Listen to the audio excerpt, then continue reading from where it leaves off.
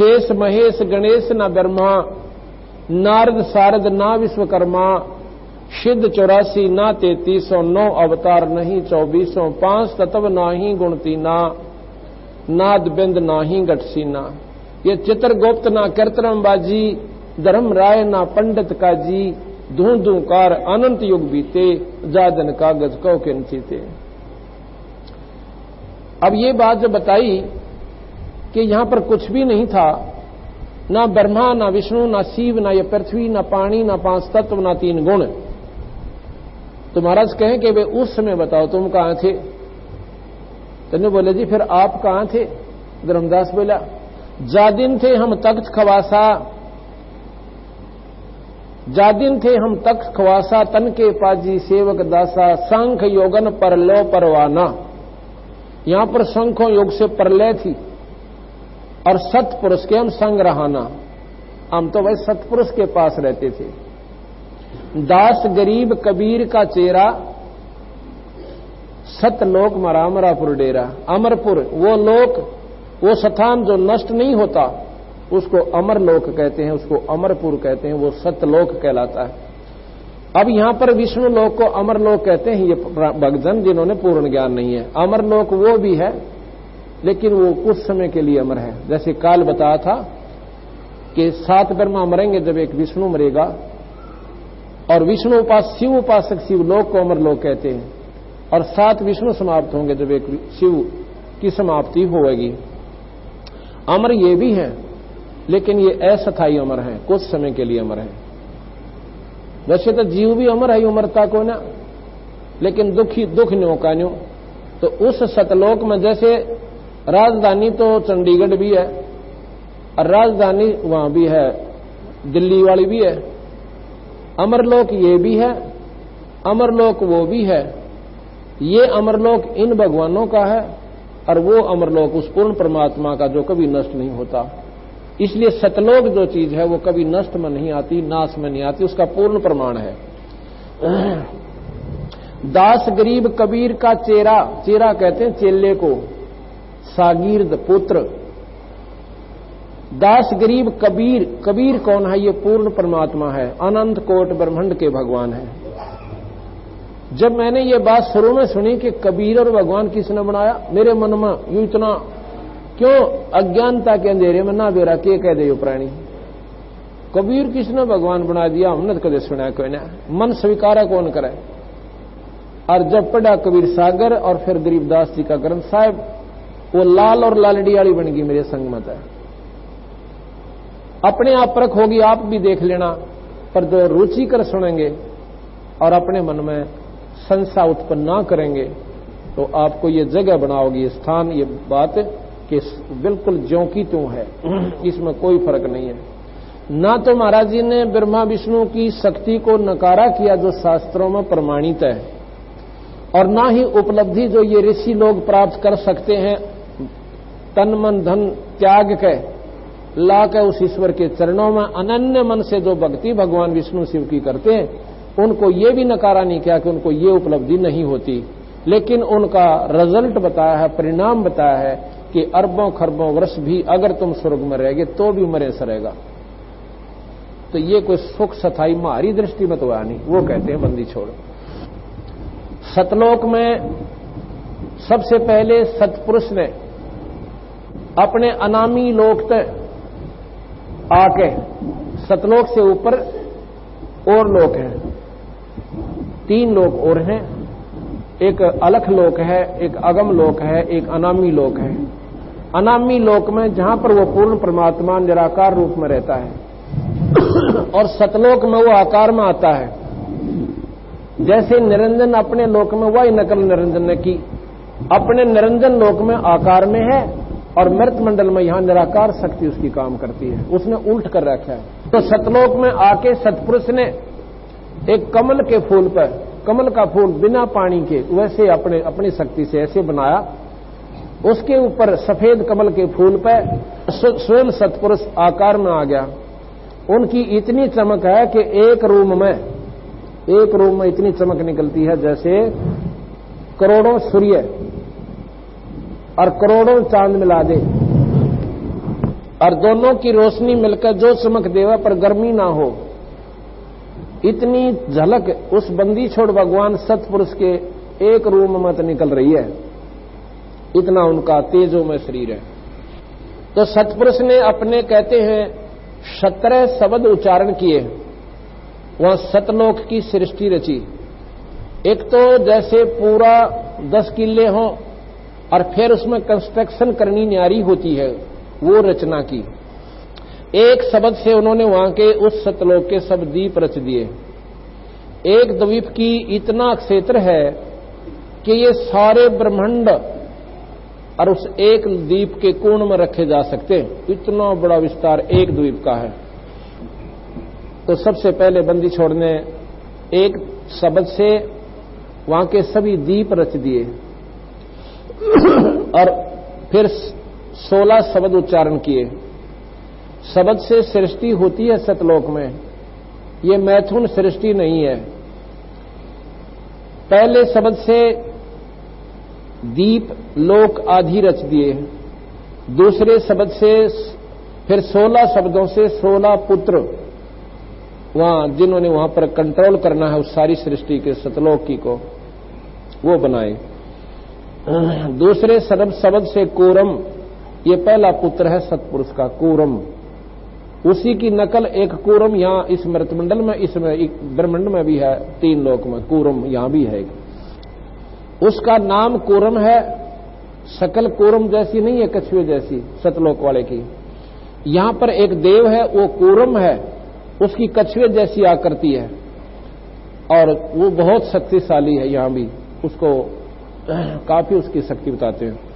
दूसरे शब्द से कूरम, तीसरे शब्द से ज्ञानी, चौथे शब्द से विवेक, 5वें से तेज, 6ठे से सहज और 7वें से संतोष, 8वें से सुरत, 9वें शब्द से आनंद, 10वें शब्द से अक्षमा, 11वें शब्द से निष्काम और 12वें शब्द से जलरंगी और 13वें शब्द से अचिंत, 14वें शब्द से प्रेम, 15वें शब्द से दयाल और 16वें शब्द से धैर्य, 17वें शब्द से योग संतान।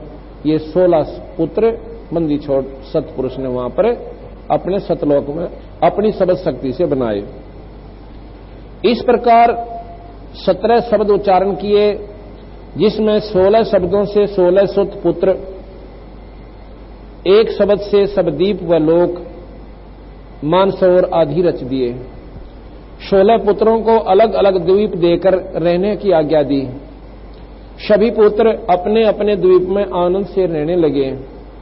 फिर सतपुरुष ने अचिंत जो कि 12वां पुत्र है, जो 13वें शब्द से उत्पन्न हुआ था, अचिंत से कहा कि सृष्टि की रचना करो। कौन सी सृष्टि की?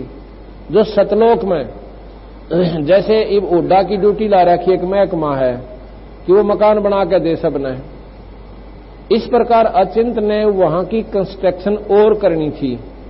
हर लोक में मानसरोवर, हर लोक में न्यारे न्यारे बाग और बगीचे, सुंदर सुंदर वहां तेज पुंज के फल, तेज पुंज की सारी चीज वो अचिंत ने करनी थी। अचिंत ने प्रेमानंद शब्द उच्चारा, उस शब्द से अक्षर पुरुष की उत्पत्ति हुई। अक्षर पुरुष पारब्रह्म को कहते हैं। अचिंत ने प्रेमानंद शब्द उच्चारा, उससे अक्षर पुरुष की उत्पत्ति हुई पारब्रह्म की। अब ये बातें याद रखनी पड़ेंगी आपने। एक पूर्ण ब्रह्म, एक पार ब्रह्म, ये सारे शस्त्र सुलझेंगे आपके। पहले हमने ब्रह्म शब्द भी सुना, पार ब्रह्म भी सुना और पूर्ण ब्रह्म भी सुना, पर नोना बेरा था ये ब्रह्म कौन है, पर ब्रह्म कौन है, पूर्ण ब्रह्म क्या शक्ति है, इनकी क्या क्या परिभाषाएं हैं और इनमें क्या क्या गुण हैं। प्रकृति अक्षर ने फिर 4 अंश उत्पन्न किए। उसने फिर अपने हिसाब से 4 अंश उत्पन्न किए। फिर उसको देखकर अक्षर पुरुष आनंदित हो गया और वहां पर एक अमृत जल है, अमृत सरोवर है। उस अमृत सरोवर में वो अंदर चला गया। वहां सांस की सृष्टि से शरीर नहीं है, वहां श्वास से शरीर नहीं है। जैसे मछली श्वास नहीं लेती और पानी में रहती है, इसी वह प्रक्रिया है कि वह श्वास नहीं है, अपना शरीर यूं का यूं है, खूब आनंद है, तो उसमें वो चला गया और वहां जाकर सो गया, निंद्रा आ गई, आनंद में निंद्रा आ गई। तो चारों अंशों ने काफी दिन के बाद प्रार्थना करी कि हे पुरुष, वो अक्सर पुरुष परब्रह्म तक लेट गया, सो रहा है, उसकी आज्ञा बिना हम सृष्टि रचें कैसे। तो काफी समय तक सृष्टि की उत्पत्ति नहीं हुई। चारों अंशों ने समाधि लगाई तथा सत्पुरुष से पूछा कि अक्सर पुरुष तो निद्रा में है, सृष्टि कैसे रची जाए। तब सत्पुरुष ने एक ऐसा खेल किया, अवगत किया कि एक अंडा बनाया अपनी सबल शक्ति से, उस अंडे को उस जल में डाला, अंडा उस जल के अंदर ऐसे गड़गड़ाता हुआ जा रहा है, अक्सर पुरुष के बिल्कुल साथ से निकला, ज्यों ही उसके सामने आया इतनी जोर की आवाज आई जैसे बिजली कड़किया करे, और अचिंत उसकी अक्सर पुरुष की पारब्रह्म की निंद्रा खुल गई। जब उसने देखा पारब्रह्म ने कि ये कौन आ गया मेरे इसमें, उसके तेज से वो अंडा फूट गया। अंडे के फूटने वो ज्योत निरंजन निकला। अब ये 17वां पुत्र है उस ज्योत सत्पुरुष का, जो अंडे से पैदा हुआ है, तो उसी का, क्योंकि उसने सत्पुरुष ने अपनी सबद शक्ति से अंडा बनाया, अंडा उसके प्रभाव से फूट गया, उसमें ज्योत निरंजन निकला। तो आकाशवाणी हुई कि अक्सर पुरुष तेने सृष्टि रचनी थी भाई, तो नींद में सो गया, इसलिए ये अंडा हमने भेजना पड़ा, और जो इससे ये व्यक्ति निकला है इस महापुरुष को साथ लेकर तू बाहर आ जा। दोनों बाहर आ गए, इसको कुछ मत कहना, क्यों नींद में गुस्सा हो रहा था उसने। और तुम दोनों अपने एक द्वीप में रहो, अचिंत के पास। अब देखो ये मन कितना खतरनाक है।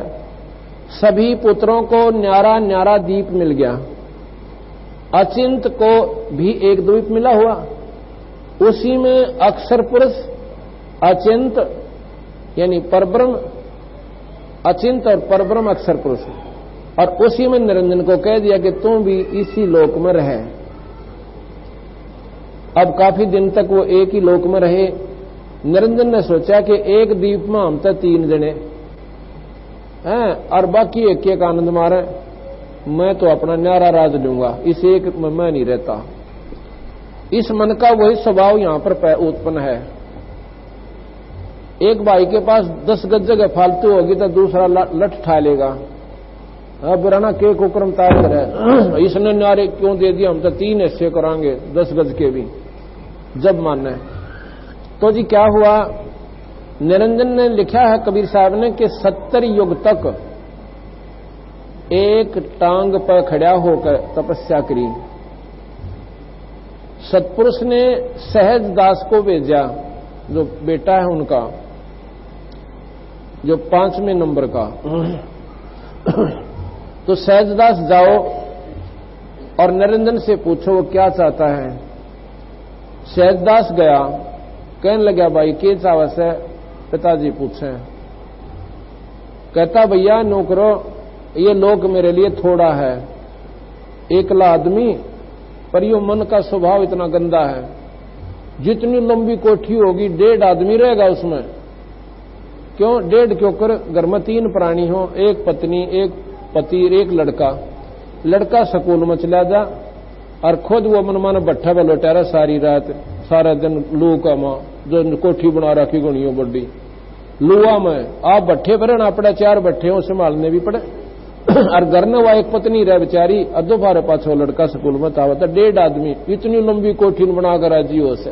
वो मन है, ये सारे ये काम करवावे, भगवान की भक्ति में नहीं लगन देता इस जीवन में। तो इतना जब इतना बड़ा था, उसमें 3 रहने में क्या दिक्कत थी, एकला निरंजन रहना था। पर यो मन निरंजन है, इसने हमारे अंदर वही प्रक्रिया पैदा कर रखी, तो इसका स्वभाव था हर जीव में वही भर दिया। तो वो निरंजन ने कहा मैं तो अपने न्यारे लोक लूंगा, और मेरी मांग परमात्मा सत्पुरुष ने प्रार्थना करके पूरी करवा, भाई तेरा भला हुआ है। सहजदास ने कहा कि महाराज जी ऐसे ऐसे वो कहता है, मैं न्यारा लोक चाहूं सो। नो बोला भाई ठीक है, इसने 70 युग तक तप किया है, और तप के बदले राज ही मिलता है। ये बातें याद रखना आप, जो मैं बता रहा हूं कि तप से राज मिलता है, उसने 70 युग तप किया तो 21 ब्रह्मांड सतपुरुष ने दे दिए, ले इनमें कूद ले कड़े ताई जाओगा तो 21 ब्रह्मांड।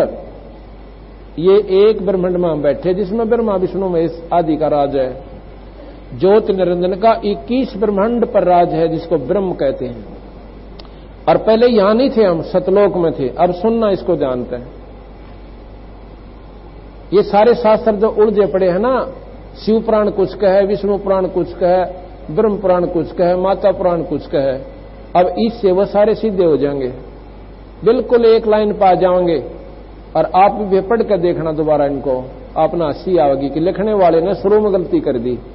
क्यों कर दी? कि उसने आगे का बेरा नहीं था, आगे सारी ठीक लिख दी, शुरुआत गलत कर दी। विष्णु पुराण लिखा जब विष्णु जी को परमात्मा लिख दिया। क्यों? विष्णु उपासक इसने पढ़ेंगे वो राजी हुए रहेंगे। शिव पुराण लिखने लगा, शिव पुराण पर कलम तोड़ दी। शिव जी सारी सृष्टि का मालिक, यही रचने वाला, यही ब्रह्मा विष्णु में इसका पैदा करने वाला। तो शिव उपासक उसने पढ़े, वो छाती टूटे हुआ, भाई शिव जी सब तो बड़ा। अब तीनों या तो एक ही बड़ा हो सके और लिखने वाला एक लेखक, तो अब आपको सारा बेरा पटेगा कि यह सच्ची कहानी इस प्रकार थी, सच बात है। तो फिर क्या हुआ? उसको ये 21 ब्रह्मांड वहां दे दिए अचिंत के लोक में। ये 21 ब्रह्मांड भी अचिंत के एक द्वीप में ऐसे रखे थे जैसे इस सारी धर्मशाला में और एक मेज धरी हो कोण में। इतना विस्तार है उस एक लोक का, वहां पे एक द्वीप का।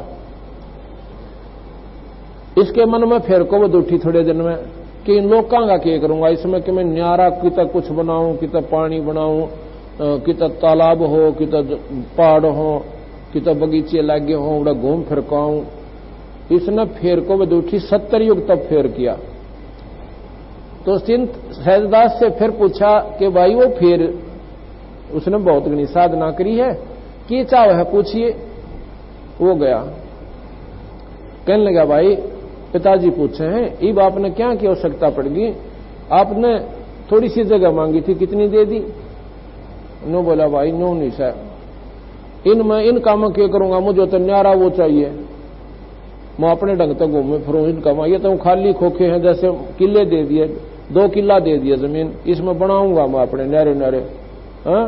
कितना डाइनिंग रूम बनाऊंगा, कितना किचन बनाऊंगा और कितना फलाना बनाऊंगा। मनवा ईंट रोड़े और दो, ईंटा के भी तो दे, यानी वो इसमें सृष्टि जो रचनी है मैंने वो सामग्री दो।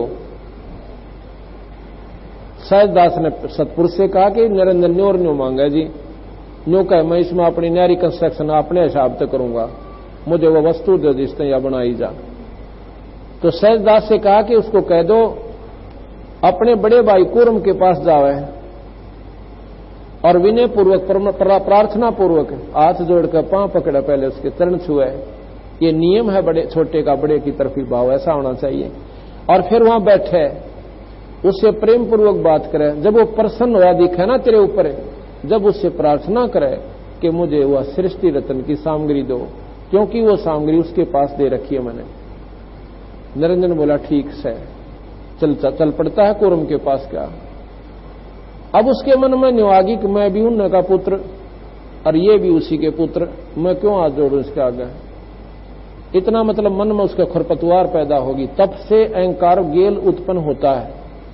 ये तप एक ऐसी बीमारी है, इसमें अहंकार अभिमान जरूर उत्पन्न होगा। रावण ने तप करके भगवान शिव का और सोने की लंका ले ली, अभिमान उससे 100 गुना बढ़ गया और उस अभिमान बस कुत्ते की मौत मरे आखिर में। तो ये तप करने से उसमें अभिमान हो गया। अब मुन्नो इतनी साधना करी न कुछ भी ना कर रखा, जाके कहता है कि कूर्म अकाजा भैया ठीक है, अब ठीक हूं, आपके पास वो सृष्टि रचने की सामग्री है वो मुझे दे दे। कहने लगा भाई तेरे को किसने बताई? कि पिताजी ने। वैसे थोड़ा मैंने तप किया है, जब मिली है मुझे।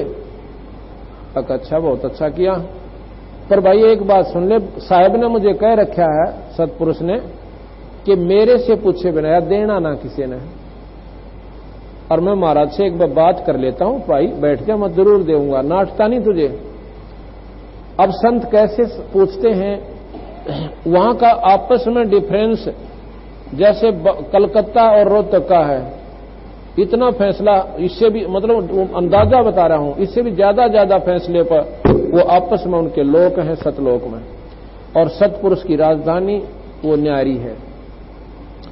तो कहने लगा मैं महाराज जी से टेलीफोन कर लेता हूं, जैसे यहां टेलीफोन करते हैं और वो अब समाधि लगाकर टेलीफोन करते हैं, संत से जोड़ते हैं अपनी सूरत को परमात्मा से। संत कहने लगा मैं बैठ जा, मैं अभी महाराज जी से पूछ लेता हूं, अपनी सूरत के माध्यम से वहां जाता हूं और साहिब के चरणों में अर्ज करूंगा और तेरी सामग्री तुझे मिल जाएगी।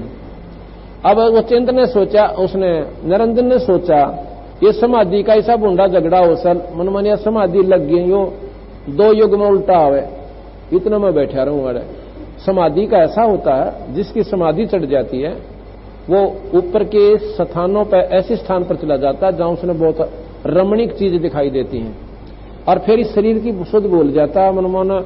तो अब 10 दिन में 1000 वर्ष में वापस आती है संतों की। अब बैठे रहते हैं वो ठंडे क्षेत्र में। उसने सोची वो क्या कई दिन का झंझट बनेगा, उसने तो ऐसे समाधि लाई अपना अभ्यास से 1 सेकंड में जाना था, उसने तो अभ्यास है उनका।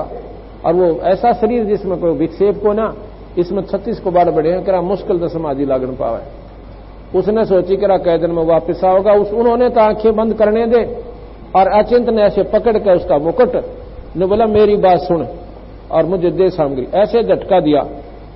उसमें से कहते हैं ये सामग्री निकली जैसे 5 तत्व अपने आप उसमें तो निकलकर नारे नारे होकर किधर चांद किधर सूरज किधर तारे ऐसे ऐसे फैल गए, ये सब हो गए। ये सूर्य अपने स्थान पर, पृथ्वी अपने स्थान पर, इस पर सारे के सारे ये नारे नारे उत्पन्न हो गए। उसने सोचा ये तो मुकुट में सारा सौदा, उसने दूसरा और खींचा, 3 मुकुट उतारे। तो उसमें से ये सारा सामान जो आज ये सूरज पृथ्वी चांद सितारे समुद्र और ये ऊपर के लोक ग्रह परह, ये सारे उस अचिंत के मुकुट में तो निकले। अब यहां पर अनजान आदमी जो आज के ज्यादा विद्वान, साइंस को ज्यादा महत्व देते हैं, वो लोग नो सोचेंगे निरे गोपोड़ फेल रखे, ऐसा क्या मुकुट होगा, ये बनावटी बातें हैं कि उसमें ये पहाड़ और पृथ्वी चांद और सूरज कैसे आ गए। तो कबीर साहब साथ की साथ गरीबदास जी इसका प्रमाण देते हैं कि जैसे बड़का वृक्ष देखा आपने, वट वृक्ष, वो सारे रोहतक में का फैल सकता है अगर उसको आगे बढ़ने का स्थान मिल जाए। तो एक वट वृक्ष सारे रोहतक में का घूम सकर आगे भी जा सकता है। और वो उसका बीज क्या है, एक उसका फल होता है बेर जितना, और उस फल के अंदर बीज होते हैं। और कोई नो कहे कि इस इतने फल में 1000 बड़ हैं, 1000 वट हैं। कौन से वट, जो ये फैल रहा 2 किले में कर, ऐसे ऐसे इस वट के बीज फल में 1000 ये वट वृक्ष है।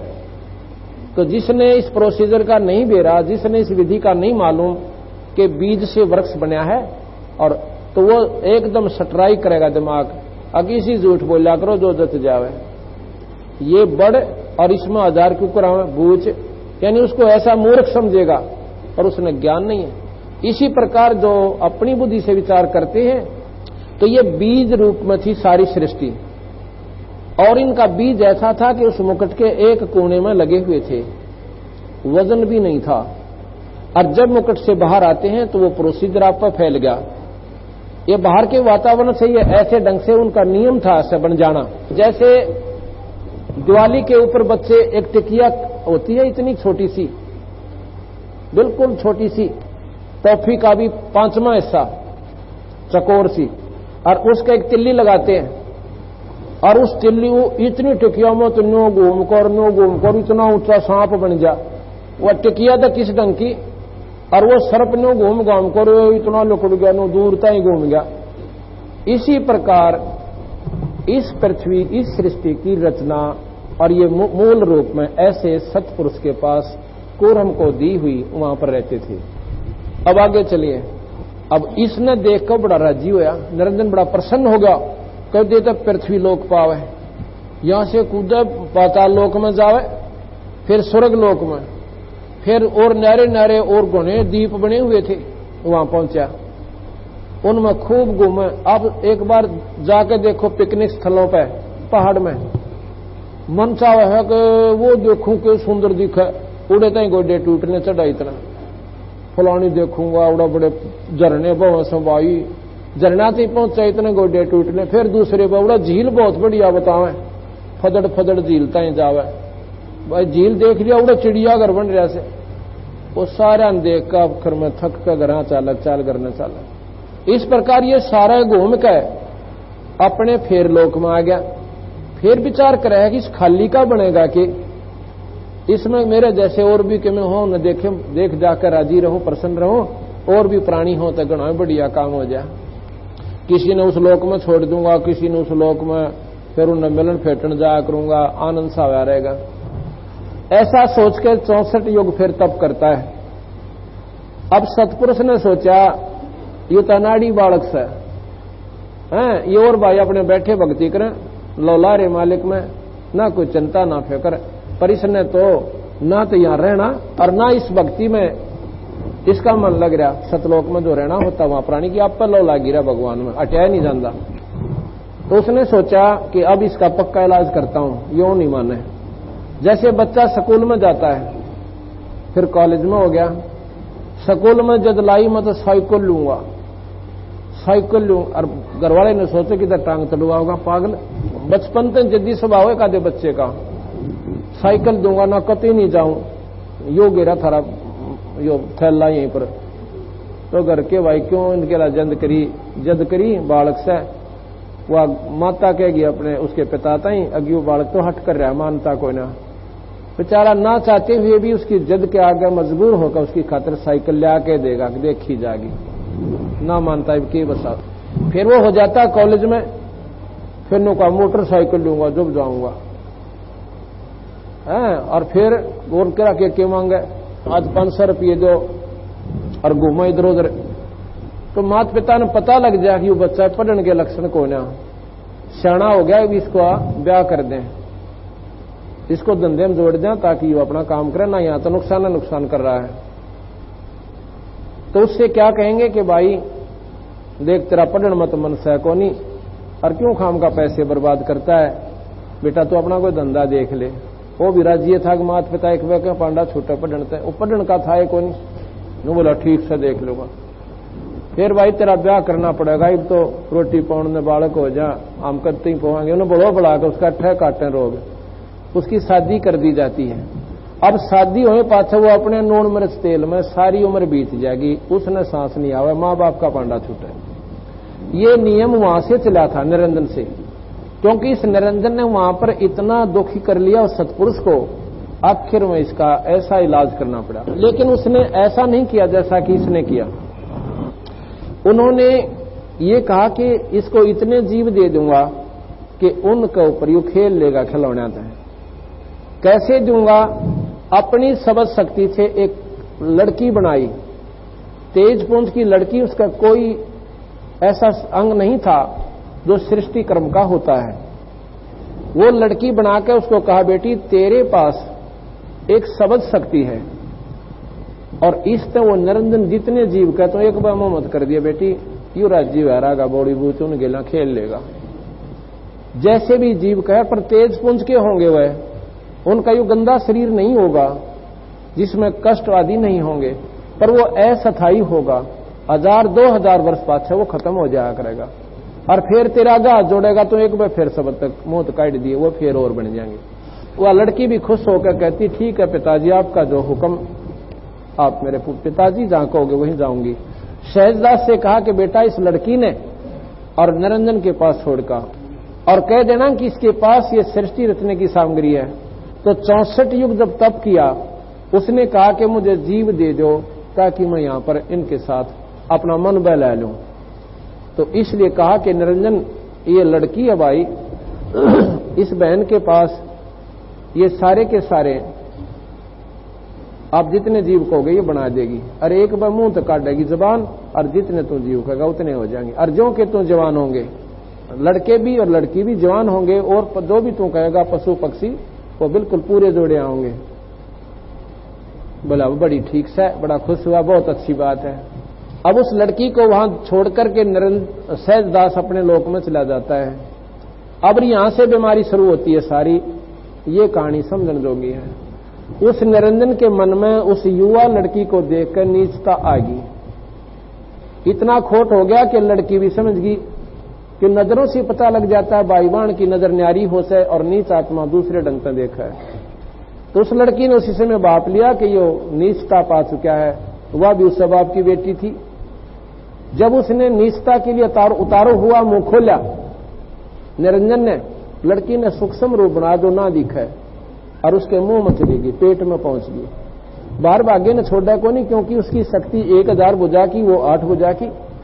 और इस काल ने यहां भी वही सृष्टि रच रखी है, औरत को अबला बना दिया तो भी होगी, क्योंकि इसने ऐसा जुल्म कर रखा हमारे साथ।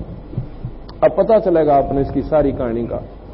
तो उसने सोचा वो औरत की बाजे निजान नहीं दे, उसने अपने उसके पेट में शरण ले ली और वहां से रोने लगी, पिताजी इस निरंजन नीच ने मेरे लिए सलूक कर दिया।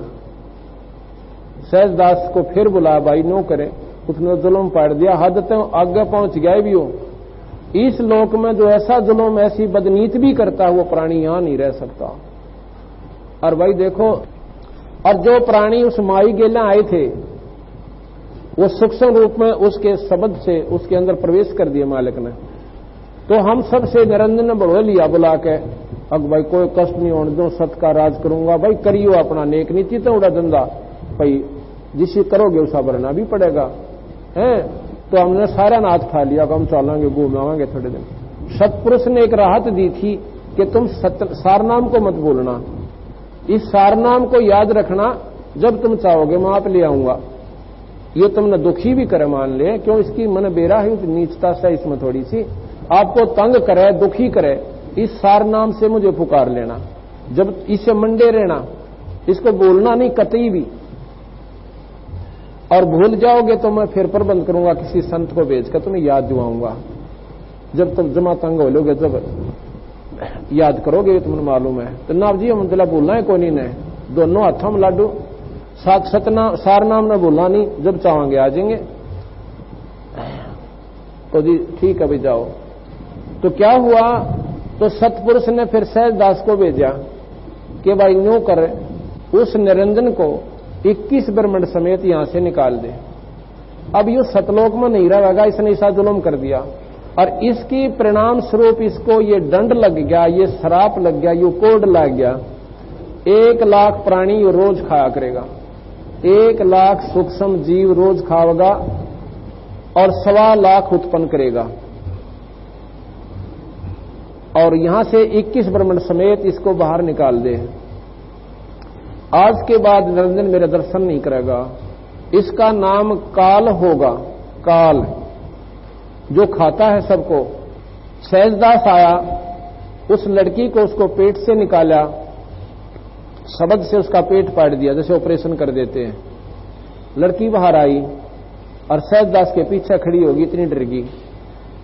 कहने लगा कि निरंजन ने सहजदास को भी मतलब अपनी शक्ति तो दबाना चाह, कि नीच कर्म करने वाला प्राणी अकेला चाह करे कि दूसरा ना आ जा तो उसने गड़े।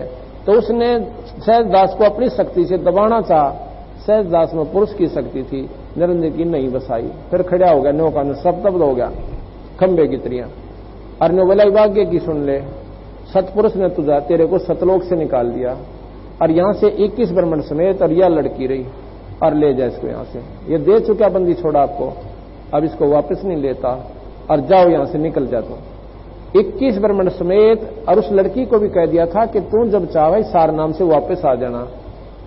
अब यहां क्या किया, वो लड़की कौन है, ये 8 भुजा वाली, ये आदि माया अष्टंगी, इसके समेत 21 ब्रह्मंड समेत ये निरंजन आगे आ गया।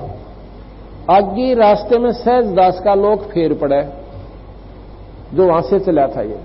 तो वहां आकर हाथ जोड़े सहजदास, भाई मैंने तू यहां रख ले, मेरे गलती होगी, मैं माफी मांगू सर, और मैंने वहां विषय लोक में ना भेजो। सहजदास बोला मैं महाराज जी से पूछ लूं, वो अपना पीछा छुटवाओ था, नाटूंगा तो फिर लड़ेगा। मैं महाराज जी से पूछ लेता हूं, कहेंगे तो रोक लूंगा। तेरी अर्ज कर दूंगा, हाथ जोड़ूंगा तेरी तरफ से।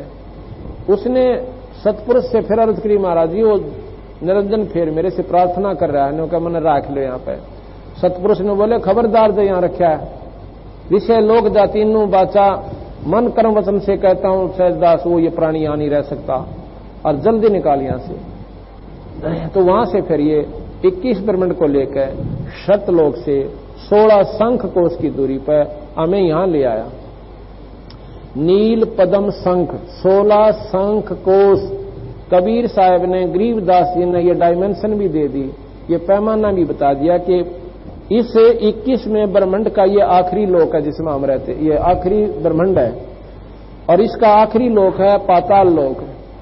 पाताल लोक से और सतलोक 16 शंख कोश की दूरी पर है, 16 शंख कोश, नील पद्म शंख। तो यहां आ गया ये। अब इसने सोचा पिताजी हम जो करना था कर लिया, तो अपनी मनमानी करूंगा। अब उस लड़की की तरफ उसने फिर दोबारा बदनीत करी, उसने फिर प्रार्थना करी, निरंजन तू मान जा, घना दुख पावेगा, तेरी वाह बयान माटी होगी, तेने संगवाई नहीं जागी, इतनी ढंग की सृष्टि होगी। ने बोला तू अपना काम करे। जबरदस्ती शादी करके 3 बच्चे उत्पन्न किए। बड़े का नाम ब्रह्मा, दूसरे का विष्णु और तीसरे का शिव हुआ। शेरा वाली इन तीनों की माता है। और शक्ति पुराण पढ़ के देखो, इसमें साफ लिख रखा है, शक्ति जो पुराण है, देवी का जो पुराण है, देवी पुराण में पढ़ के देखो कि ये तीनों जगत जननी है, जगदम्बा है, ये ब्रह्मा विष्णु महेश की भी माता है। लेकिन पिता का बेरा इसमें भी कोई ना, वो बंदी छोड़ना बताया। तो क्या किया, अब निरंजन ने सोचा 1 लाख जीव रोज खाऊंगा, यदि यहां स्वर्ग में रहूंगा तो सारे देवता मेरे से नफरत करा करेंगे, मेरे कहीं देखे भी कोई नहीं, सब प्राणियों को पता लगेगा। मैं ऐसे गुप्त शतान सजाऊंगा, ऐसे गुप्त रूप से इनको उठाया करूंगा यहां से, और ये मेरे पास आके और इनसे वो वासना निकाल के इनको वापस फिर उल्टे भेज दिया करूंगा। तो उसने जब ये तीनों बच्चे हो लिए, इस शेरा वाली माई से कहा अपनी पत्नी से कि माया बात सुन ले अकां जी, अब मैं तो दर्शन किसी प्राणी को देऊं को ना, मैं निराकार रूप में यहां रहा करूंगा, आपकी शक्ति मेरी निराकार रूप में यहां काम करेगी। मैं जाऊंगा अपने ऐसे लोक पे, ना वहां ब्रह्मा आ सकेगा, ना विष्णु आ सकेगा, ना यो शिव जी आ सकेगा। और ये तीनों परम शक्ति हैं, परम साधक हैं। बाकी जो उपासक तो ऋषि बन गए, अर्चय को महात्मा बन गए, वो इन तले तले, इनसे ज्यादा ये भक्ति ना तो कोई मार्कंडे कर सकता, और ना ही कोई दुर्वासा कर सकता, और ना ही वेद व्यास कर सकता, और ना ही सुखदेव कर सकता। ये सभी ब्रह्मा विष्णु महेश से नीचे के साधक हैं। ये तो सिर्फ इन्हीं के लोक तक जाने की साधना करते हैं और वहां पर इनको ये बढ़िया स्थान दे देते हैं। तो वहां कहते हैं निरंजन लोक में नहीं आ सकते ये कोई भी। और बीच में 3 महाशून्य बना दी, 3 शून्य ऐसी बना दी। शून्य किसे कहते हैं, वोकम प्लेस, वो खाली स्थान जिसमें केवल प्रकाश दिखाई देता है। और फिर उनके बीच में ऐसी कंस्ट्रक्शन कर दी कि उसमें बहुत खतरनाक ऐसा लोक बना दिया जिसको ब्रह्मलोक की संज्ञा दे दी। उसमें वो सुख है कि यहां के स्वर्गों में भी कोई ना। जो प्राणी इस शून्य पार कर जाएगा उस ब्रह्मलोक में उलझ गए और अपने जीवन को बर्बाद कर लेगा। वहां कमाई खाएगा, फिर वापस आ जाएगा। उसके बाद फिर अंधेरा ही अंधेरा है।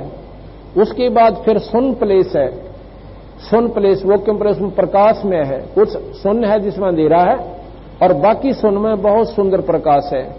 ऐसी ऐसी 3 खाई खोज रखी काल ने।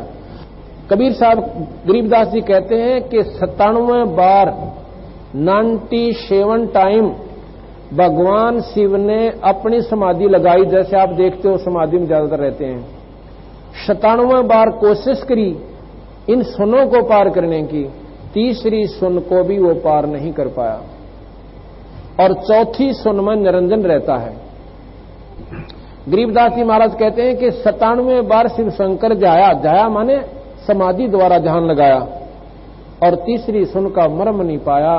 3 सुन में जम की जाली, आसन योग नाम बिन खाली।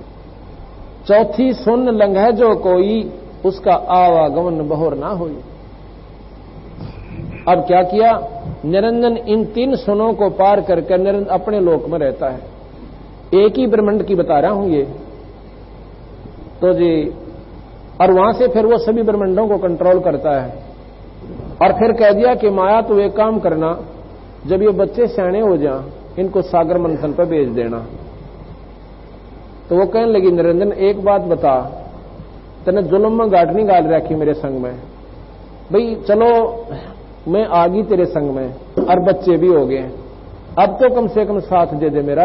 इतनी बड़ी सृष्टि ने और मैं अकेली औरत कैसे संभालूंगी। कहने लगा, घबराओ मत ना, मैं तेरे साथ रहूंगा, पर रहूंगा गुप्त रूप तय, दिखूं को ना ब्रह्मा ना दर्शन दो, ना विष्णु ना शिव जी ने। मेरा केवल प्रकाश रूप में मुझे दर्शन कर सकते हैं, लेकिन मेरा असली दर्शन मैं नहीं दे सकता। तो बोली ठीक है, तेरे वश में आ गई। और क्यों में नाथ नचा के बसाओ बेचारी औरत का, निर्भाग आदमी पल्ला पड़ गया। तो वह वहां से अंतर ध्यान हो गया और अपने लोक में चला जाता है, निरंजन लोक में। उधर से बच्चे सियाने हुए, अपनी मां ने पूछने लगे, मां हमारा पिताजी कौन है। कहने लगी, बेटा थारा कोई पिता कोई ना, मैं थारा पिता और मैं तुम्हारी मां। अच्छा, ये बच्चा ने जैसे बता दिया भाई ठीक। जब वो बच्चे सियाने हुए तो आकाशवाणी होती है कि माया इनको सागर मंथन पर भेज दे। तो उस आदि माया ने, शेरा वाली अष्टंगी माई ने तीनों बच्चे से कहा, पुत्र तुम जाओ सागर मंथन करो।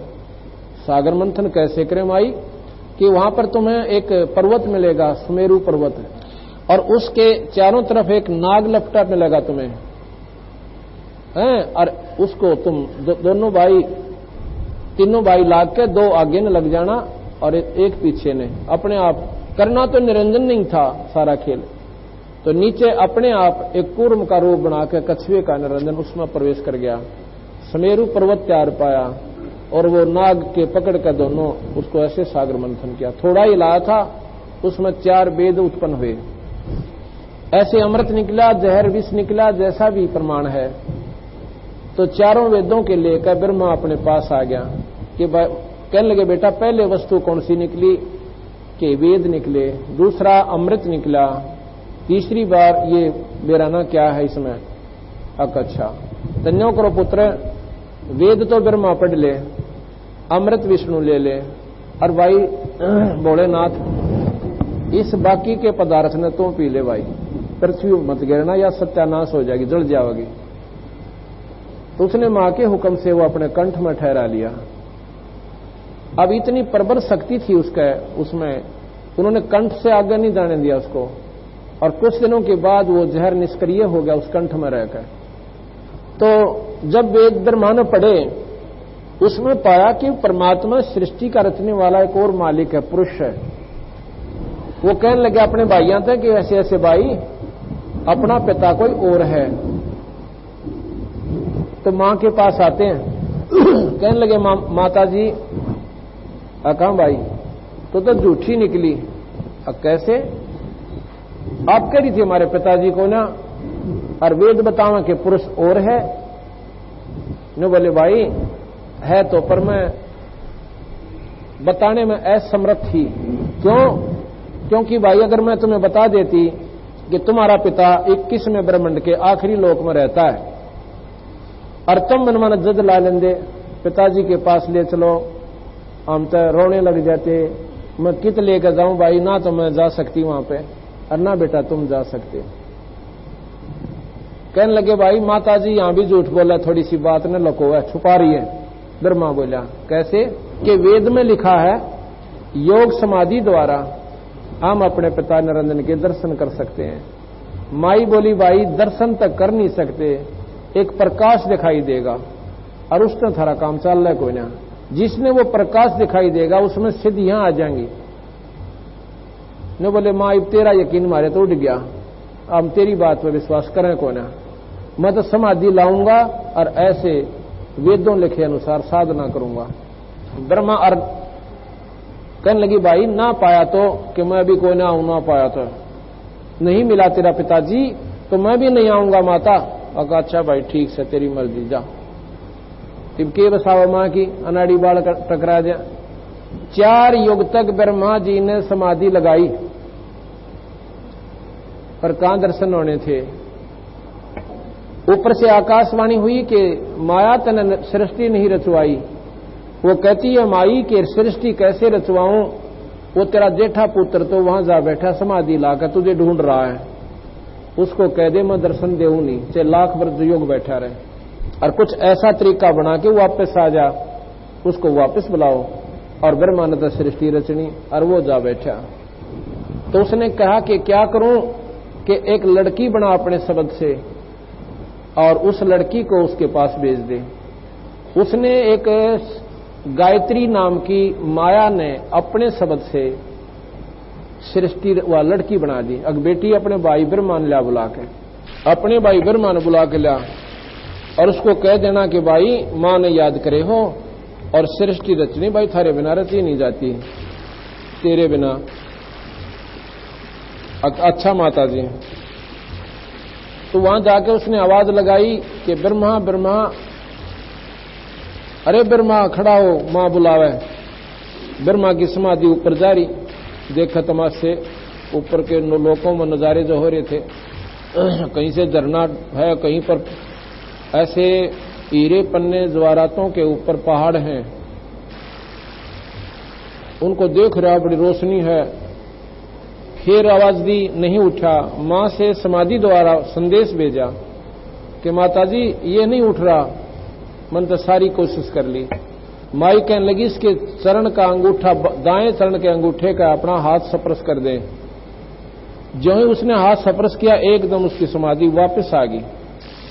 और सामने लड़की युवा को देखकर और क्रोधित हो गया, तू कौन कुलटा है, कौन नीच है, तू मेरे धर्म को भ्रष्ट करने के लिए आई है, तुझे श्राप देता हूं। मैं परमात्मा ढूंढ रहा हूं, तू मुझे भंग करने के लिए आई है। वह कहने लगी, ब्रह्मा बात सुन ले, मैं मां ने भेजी हूं और ऐसे ऐसे आपको बुलाया से, मेरी बात सुन ले, फिर श्राप दे देना, पर पहले श्राप मत देना, 2 मिनट हट जा। और तेरे बिना भाई सृष्टि नहीं रची जा सकती। मेरा कोई शौक नहीं तेरे पास आने का, मां का आदेश पालन किया मैंने, कि तेरी मौत, तू चाल चाहे मत चाले, मेरे मुझे श्राप नहीं दे, मैं ये गई। अगना डट जा बहन, डट जा। अब उसने सोची पिता तो पावना, तो न्यू बोला मैंने पिताजी मिलानी, मां को कह के आया था, वहां तो मैं कति अंडी पाक कर चला था कि मां पिताजी मिल गए तो आऊंगा, ना कति नहीं आऊं।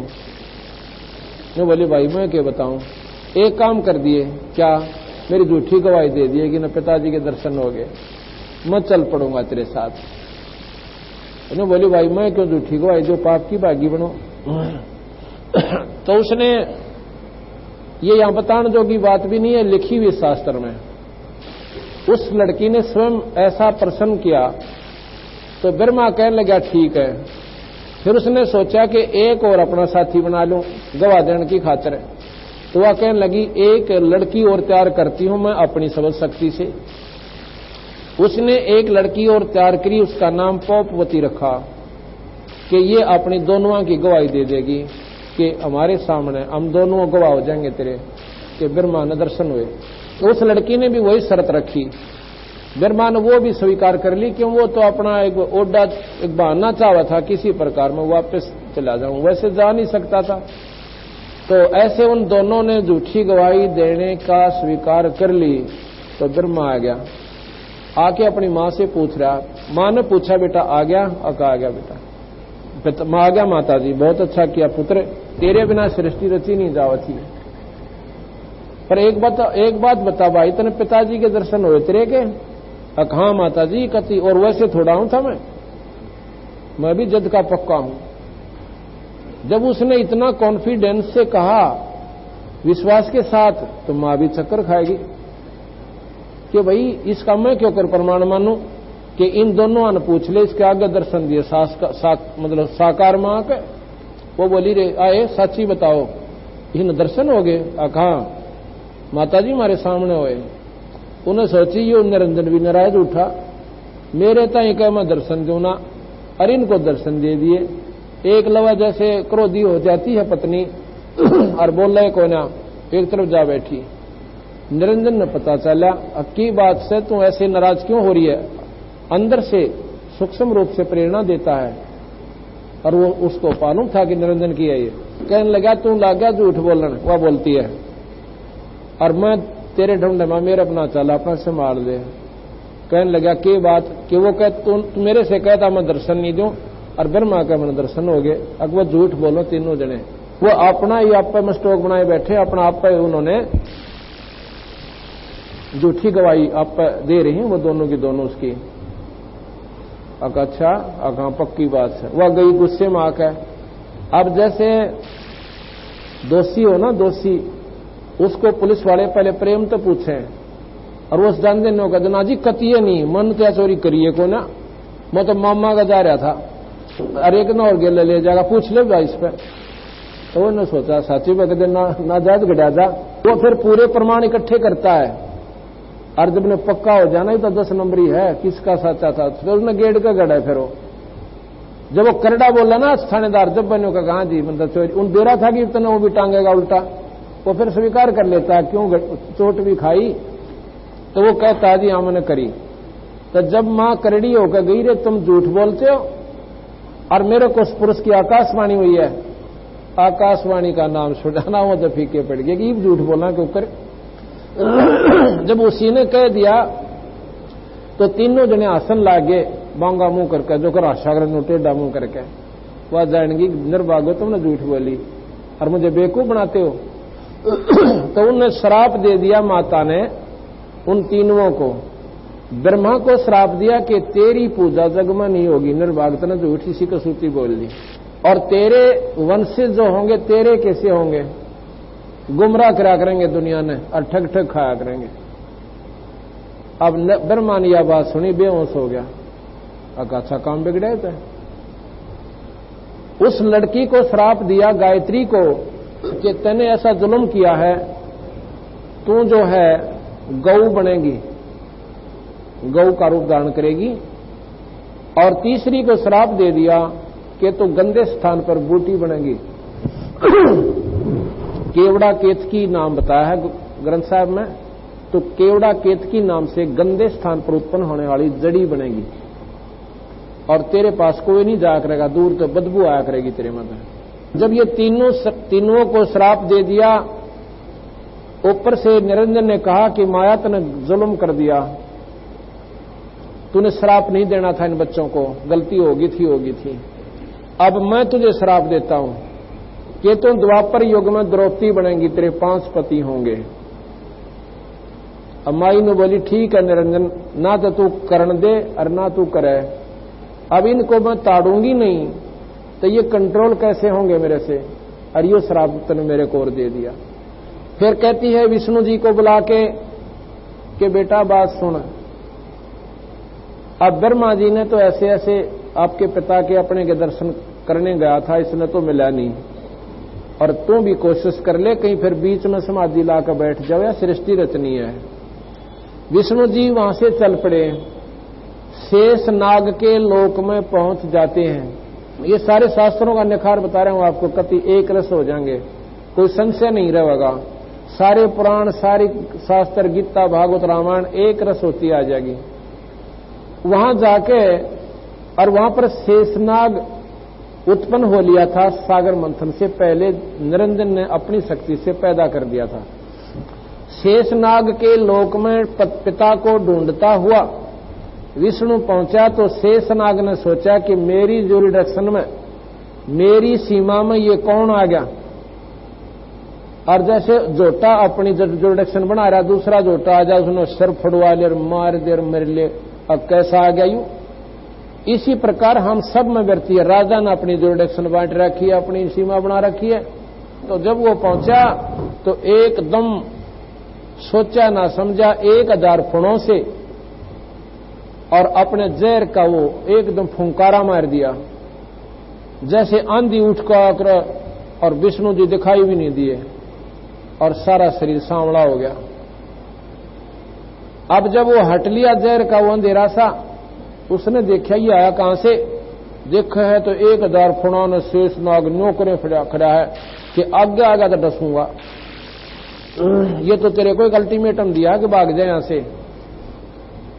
अब विष्णु जी ने सोचा ला इसकी अभी गर्दन दबाऊ, नकम्मे ने कोई बात हुई या मैंने कुछ कहा ना, कुछ सुना नहीं है, और इसने कोई बात हुई ऊँ कह देता, बताओ यहां पर मैं चला जाता, इस कीड़े न भी मारता हूं। जब वो चला तो आकाशवाणी निरंजन ने सोची कि ये तो लड़ मरेंगे आड़ सारे, सृष्टि रचे को ना।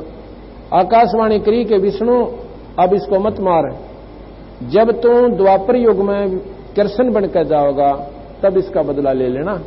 इसने रगड़ दिए पर ईब ना कुछ कहे, और ये भी वहीं जाओगा, काली दय में उत्पन्न होगा। तो शांत होकर जाके अपनी मां ने साची बता दे कि मैं दर्शन तो तेरे तुमने किसी ने नहीं दूं भाई, मुझे कोई दर्शन मेरे नहीं कर सकता, अर्थे कितने युग घूम ले, और अपनी मां ने साची बता देना, तेरा ब्रह्मा वाला हाल हो जाएगा। विष्णु जी वहां से वापस आ गया, आके मां ने पूछा कि पुत्र पिता के दर्शन हुए? अगर नहीं मां मुझे नहीं हुए। तो मां ने छाती से ला लिया, अग बेटा तू सतवादी होगा और तेरे को पालन पोषण का महकमा देती हूं और तेरी जगत में वाह वाह वाह करेगी, तो सतोगुणी होगा। उधर से फिर भगवान शिव बुलाया कि आजा बेटा, तेरे दो भाइयों ने तेरा पिताजी मिला नहीं, यानी परमात्मा दर्शन नहीं हुए ज्योत निरंजन के, अब तू भी अपनी कोशिश कर ले।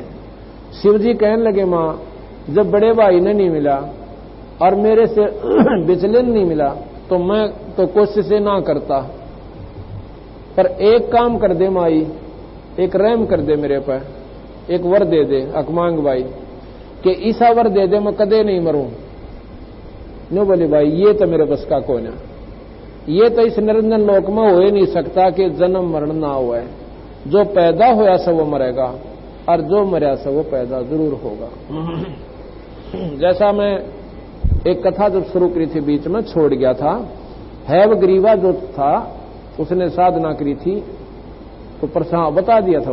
तो ऐसा है, तो वो माई कहने लगी भाई जो पैदा होगा वो मरेगा और जो मर गया उसका जन्म जरूरी है, पर पुत्र तेरे को एक तेरे पर रहम करती हूं, तन विशेष रस करी है, वो क्या कि एक विधि बताऊंगी, तेरी आयु सब तो लंबी हो जाएगी। अकमा यह बता दे कि तू ज्यादातर समाधि में रहना और अपने प्राणों को 10वें द्वार पर रखना और ठंडे क्षेत्र में रहना, तेरी आयु सब तो लंबी हो जाएगी।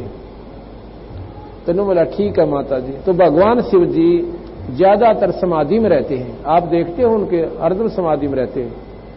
कोई समय आता है जब अपना उसने प्रलय करनी होती है, जब प्रलय के लिए आदेश दे देता है उसके बाद फिर समाधि में बैठ जाता है। बाकी यहां पर जो घटना है उसने प्रेतों की ड्यूटी ला रखी है, गणों की, जो भी यहां पर कोई मारना है, मरवाना है, एक्सीडेंट करवाना है, ये वो गण करवाते हैं शिव के, ये प्रेत कराते हैं, वो नहीं करते। और जब प्रलय करनी होती है, जब वो स्वयं आंखें खोलते हैं, तीसरा नेत्र उससे नष्ट कर देते हैं। क्यों करते हैं अब पता लगेगा। इसके बाद आकाशवाणी फिर हुई कि तीनों पुत्रों का ब्याह कर दे। अब किसके संग कर दूं कि या तू सोच किसके साथ करना है।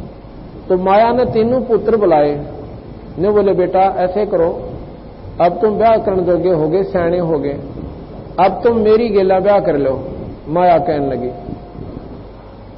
तो तीनों के तीनों, क्यों ब्रह्मा ने ज्ञान हो गया था, वेद पढ़ लिए थे। न्यो बोली माँ तो जमाए नकमी निकली, माता और हमारी पत्नी हो, तने कुछ तो सोचना था निर्भाग। न्यो बोली बेटा मैं तो न सोचू थी कि तुम भी अपने पिता के से नकम्मे तो नहीं हो, तुम्हारा मैं देखूं थी तुम्हारे अंदर कितना ज्ञान है, तुम्हारा कितनी बुद्धि है। तो वो चुप हो गए, सच्चे मां के लिए परीक्षा लेती हो। तुम ऐसे करो, सागर मंथन करो और तुमने वहां 3 लड़कियां मिलेंगी, ये ख्यास रखना पहली कौन सी, दूसरी कौन सी, तीसरी कौन सी निकला है, उनको न्यारी न्यारी लेके आना और सारा ब्याह होगा। अब ब्याह के शाम उन्होंने फिर करा सागर मंथन। कहते हैं 3 इस माया ने अपने 3 रूप बनाए। एक सिद्धि बहुत चोलेदार है, किरा कह रूप बना सकता है, वो न्यो का न्यो भी रहे, अपना 3 रूप बना के गुप्त रूप में छुप गई। तो पहले लड़की निकली, दूसरी निकली, तीसरी निकली, 3वां लेकर आ गए। कहने लगे माता जी ये पहले निकली, ये दूसरे नंबर की या तीसरे की। पहली का नाम सावित्री रखा, ब्रह्मा से ब्याह दी, या तेरी बहू भाई या तेरी पत्नी, दूसरी या तेरी पत्नी भाई लक्ष्मी या विष्णु का ब्याह दी, लक्ष्मी नाम दे दिया, और तीसरी की शादी कर दी, इसका नाम उमा है और ये शिव जी गेला ब्याह दी। अब तीनों का ब्याह हो गया। इसके बाद सुर यानी देवता और असुर राक्षस ये उत्पन्न हुए। एक ही पिता का एक बेटा था, ईसा बढ़िया है कि मात पिता की आत्मा ठंडी रखे। हर एक पैदा होते मां गिला लड़न लग गया, झगड़ा करता हुआ आखिर में दारू पीने लग गया, इब नाक में दम कर रहा है। तो ऐसे ही बीज और कबीज दोनों पैदा होने लग गए इस गंदे लोक में। ये सृष्टि का ऐसा क्रम है। तो इससे सुर भी देवता भी उन्हीं में थे जो बकवाद करने लग गए, दारू पीने लगे, बण मरने लगे, मांस खाने लगे, वो राक्षस कह लगे। और दारू पिए पास आदमी ना बेरा के कर दे उसको राक्षस ही कहते हैं। आज से पहले 50, 40, 30 वर्ष पहले तो हम भी देखा करते थे कि गांव में कोई दारू पीने वाला व्यक्ति नहीं था। एक आध निकम्मा आदमी हुआ करता जिसने सभी दृष्टि से देखा करते।